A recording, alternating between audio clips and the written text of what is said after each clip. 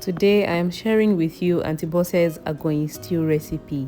Auntie Bose used to be our neighbor who newly moved into Nigeria from Togo. And because our Agoyin was a bestseller, she sold it for many years. And I believe this is the original recipe.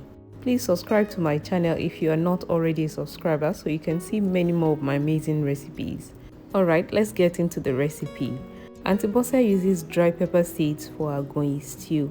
And this is what it looks like. You can get this from the Hausa men who sell dry peppers and spices at the open market. She usually would clean it thoroughly and then wash. She also would add a little amount of dry peppers like this one, this chili, and of course lots of onions. I used 3 large onions for mine, and then she will blend it smoothly.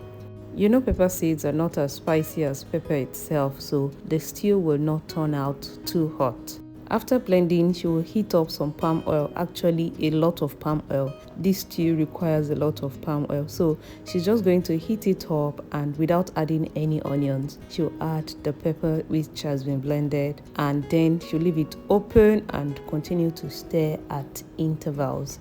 She'll also season with stock cubes and salt and just keep stirring. And once it starts to thicken, she'll add onions.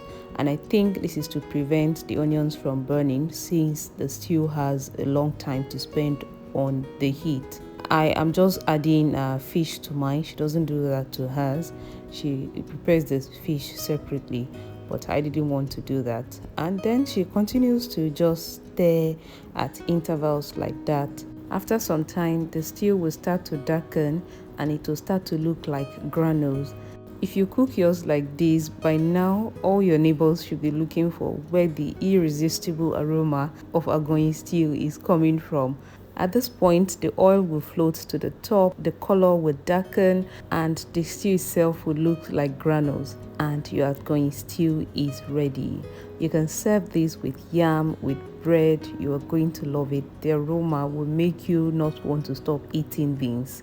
And even the taste is out of this world. I love Agoyin stew so much. Thank you so much for watching today's recipe. I hope you try it. If you do, please let me know how it goes. Thank you so much. Again, I will see you with another amazing recipe. Bye-bye.